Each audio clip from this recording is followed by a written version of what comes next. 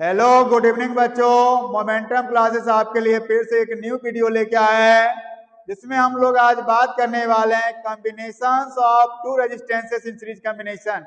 तो हम लोग टॉपिक की ओर फाइनली मूव करते हैं। आज का टॉपिक है आपका combination of two resistances in series combination.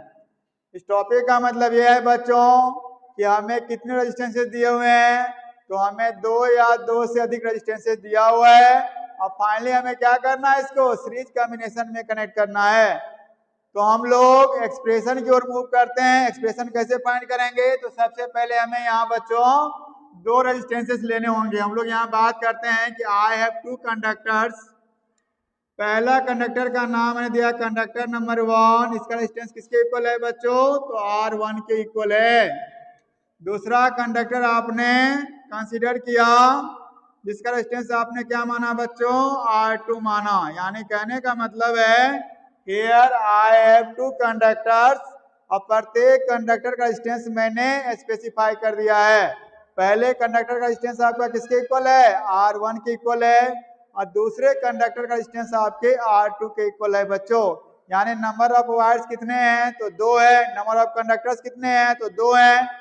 और प्रत्येक कंडक्टर रेजिस्टेंस का वैल्यू यहाँ मैंने मेंशन कर दिया है। पहले कंडक्टर का रेजिस्टेंस R1 है और दूसरे कंडक्टर का रेजिस्टेंस का वैल्यू कितना है, R2 के इक्वल है।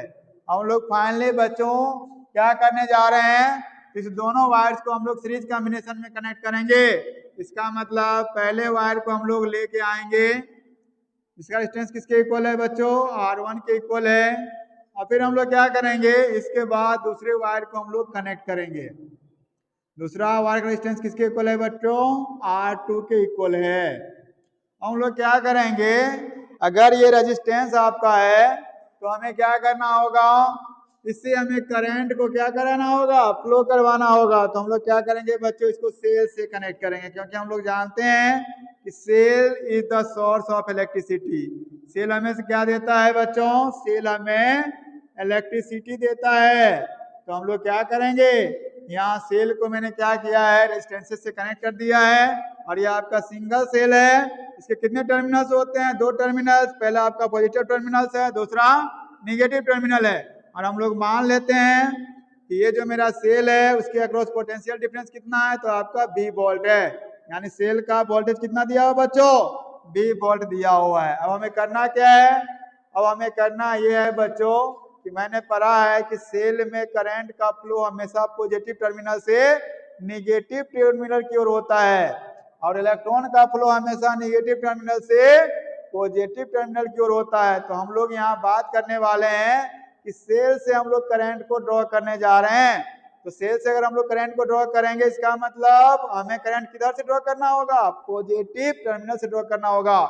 यानी बच्चों हम लोग फाइनली पॉजिटिव टर्मिनल से क्या कर रहे हैं, आई करंट को ड्रॉ कर रहे हैं।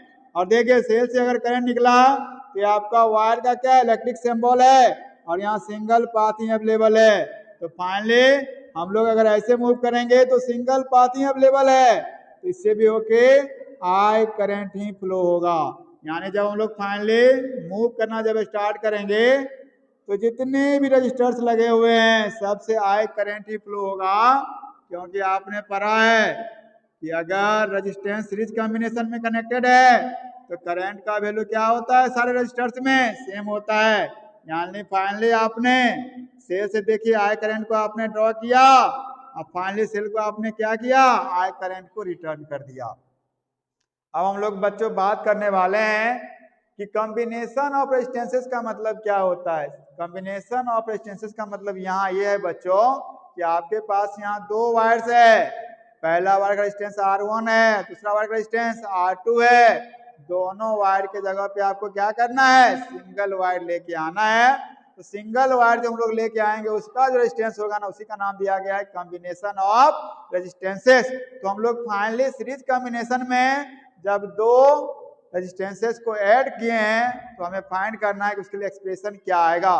तो हम लोग अब मूव करते हैं। तो आपने ये सीखा है अभी कि इन सीरीज कॉम्बिनेशन में क्या होता है बच्चों, तो अभी आपने बताया कि सीरीज कॉम्बिनेशन में जितने भी रेजिस्टेंसेस होते हैं सबके अक्रॉस क्या होता है, करंट का वैल्यू सेम होता है। यानी आप देख रहे हैं डायग्राम में R1 से भी आई करंट ही पास हो रहा है और R2 से भी आई करंट ही पास हो रहा है। क्यों? क्योंकि दोनों रेजिस्टेंसेस आपका सीरीज कॉम्बिनेशन में कनेक्टेड है। यानी बच्चों हम लोग लिख सकते हैं कि sir in series combination current is same across the all resistors. Current अगर सेम है इसका मतलब मैंने आपको बताया था कि करंट अगर आपका सेम होगा तो डिस्ट्रीब्यूशन किसका होगा बच्चों? डिस्ट्रीब्यूशन बच्चों वोल्टेज का होगा। किसका होगा? वोल्टेज का होगा। यानी हम लोग लिखेंगे कि voltage is distributed in series combination. Series combination में क्या होता है बच्चों? वोल्टेज का आपका डिस्ट्रीब्यूशन होता है। और आपको सीखना यही है कि जिस चीज का डिस्ट्रीब्यूशन होगा एक्सप्रेशन हम लोग वहीं से फाइंड करेंगे। मैंने आपको बताया था कि अगर ये मेरा सेल है, सेल का अगर वोल्टेज अगर V वोल्ट के बराबर है तो ये वोल्टेज आपका क्या होगा? डिस्ट्रीब्यूट होगा। किसके अक्रॉस डिस्ट्रीब्यूट होगा बच्चों? तो R1 एंड R2 के अक्रॉस। तो हम लोग मान लेते हैं R1 के अक्रॉस जो वोल्टेज है वो किसके इक्वल है? V1 के इक्वल है। और R2 के अक्रॉस जो बच्चों वोल्टेज है वो मेरा V2 के इक्वल है। हम लोग फाइनली बात करने वाले हैं बच्चों कि हम लोग इसका एक्सप्रेशन कैसे फाइंड करेंगे। तो हम लोग इसके एक्सप्रेशन की ओर अब मूव करते हैं। आपने पढ़ा है कि सीरीज कॉम्बिनेशन में वोल्टेज डिस्ट्रीब्यूट होता है। इसका मतलब क्या है? दोनों रजिस्टर्स के अक्रॉस जो पोटेंशियल डिफरेंस है वो सेल के पोटेंशियल डिफरेंस के इक्वल होगा। तो यहाँ आप देख रहे हैं R1 के अक्रॉस पोटेंशियल डिफरेंस कितना है बच्चों? V1। और R2 के अक्रॉस कितना है? V2 है। तो हम लोग यहाँ लिख सकते हैं बच्चों कि ये V1 प्लस V2 का सम किसके इक्वल हो जाएगा बच्चों? तो ये नेट वोल्टेज ऑफ सेल के इक्वल हो जाएगा। This one is the equation number 1 बन जाएगा। लेकिन यहाँ हमें ये देखना है कि ये जो सेल है ये टोटल रेजिस्टेंस के बारे में बात करता है। किसके बारे में बात करता है? टोटल रेजिस्टेंस के बारे में बात करता है। यानी कॉम्बिनेशन ऑफ रेजिस्टेंस के बारे में बात करता है।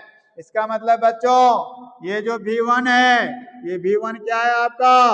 V1 आपका है potential difference across resistance R1। और आपने पढ़ा है कि अगर ये R1 के बारे में सोचिए तो इसके अक्रॉस का वोल्टेज आपका V1 है और इससे होके आई करंट जो है सो पास हो रहा है। तो यहाँ से हम लोग पोटेंशियल डिफरेंस को फाइंड कर सकते हैं। कौन से फॉर्मूला के हेल्प से? ओम्स लॉ के हेल्प से। V बराबर क्या होता है? IR। तो यहाँ V1 बराबर क्या हो जाएगा बच्चों? R1 से कितना करंट पास हो रहा है? तो I रेजिस्टेंस का वैल्यू किसके इक्वल है? R1 के इक्वल। तो ये मेरा बच्चा बन जाएगा क्वेश्चन नंबर 2।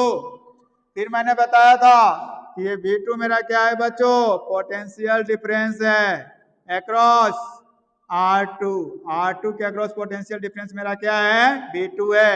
फिर से हम लोग पोटेंशियल डिफरेंस का फॉर्मूला अप्लाई करेंगे। V बराबर IR। V के जगह पे क्या लिखेंगे बच्चों? V2। R2 से कितना करंट पास हो रहा है? देखिए यहाँ R2 से आपका I करंट पास हो रहा है। तो I क्या हो जाएगा बच्चों? R2। ये आपका इक्वेशन नंबर 3 बन जाएगा बच्चों। अब हमें क्या करना है? इक्वेशन नंबर 2 और इक्वेशन नंबर 3 का जो वैल्यू है इसको हम लोग इक्वेशन 1 में पुट करेंगे। लेकिन बच्चों इससे पहले हमें क्या करना होगा? एक और डायग्राम बनाना होगा। क्योंकि हम लोग बात कर रहे हैं R इक्विवेलेंट के बारे में। तो R1 और R2 को हटा के हम लोग क्या करेंगे? एक सिंगल वायर को लेके आएंगे बच्चों यहाँ और हम लोग इसको बोलेंगे क्या? R equivalent. इसको बच्चों हम लोग सेम सोर्स से क्या करेंगे? फिर से कनेक्ट कर देंगे। ये मेरा बन जाएगा पॉजिटिव निगेटिव। सेल का वोल्टेज बच्चों वही रहेगा। अब करंट का फ्लो कैसे होगा? तो I करंट का ही फ्लो हो रहा है आपका R इक्विवेलेंट से। यहाँ से बच्चों हम लोग क्या करेंगे? फाइनली B का वैल्यू फाइंड करेंगे। फिर से हम लोग किसको अप्लाई करेंगे? ओम्स लॉ को। तो हम लोग लिख सकते हैं B बराबर क्या होता है? I/R। B के जगह पे B ही है। R इक्विवेलेंट से आपका I करंट ही फ्लो हो रहा है। लेकिन R का वैल्यू इस बार क्या बन जाएगा? R equivalent. इक्वेशन नंबर 4 बन जाएगा। हम लोग बच्चों क्या करेंगे? इक्वेशन 1 में ये सारे वैल्यू को हम लोग पुट करने वाले हैं। इक्वेशन 1 में क्या करेंगे बच्चों? सारे वैल्यू को हम लोग पुट करेंगे। इक्वेशन 1 में हम लोग क्या करने वाले हैं बच्चों, सारे वैल्यू को पुट करने वाले हैं। तो हम लोग आगे बढ़ते हैं। इक्वेशन मेरा क्या है बच्चों, तो इक्वेशन मेरा है 1 b बराबर b1 प्लस b2। b का वैल्यू यहां से पुट करेंगे आप, ये क्या हो जाएगा बच्चों, i into R equivalent. b1 का वैल्यू कितना हो जाएगा, i इंटू r1। b2 का वैल्यू फाइंड किया आपने i इंटू r2। यहां से देखिए i into R equivalent, i बच्चों आपको यहां से कॉमन मिल जाएगा, ये क्या बन जाएगा r1 प्लस r2। ये i से i बच्चों कैंसिल हो जाएगा, r इक्विवेलेंट बराबर कितना हो जाएगा, r1 प्लस r2 हो जाएगा। यही मेरा क्या होता है, सीरीज कॉम्बिनेशन में इक्विवेलेंट रेजिस्टेंस का आपका क्या होता है, एक्सप्रेशन होता है। R इक्विवेलेंट बराबर R1 प्लस R2। इसका मतलब ये है कि हमें जितना भी रेजिस्टेंस दिया रहेगा, अगर हमें R इक्विवेलेंट फाइंड करना है तो हम लोग क्या करेंगे, सारे रेजिस्टेंसेस को डायरेक्ट प्लस करेंगे। क्या करेंगे, डायरेक्ट प्लस करेंगे। इसको हम लोग शॉर्ट में क्या लिखते हैं, डीपी करेंगे।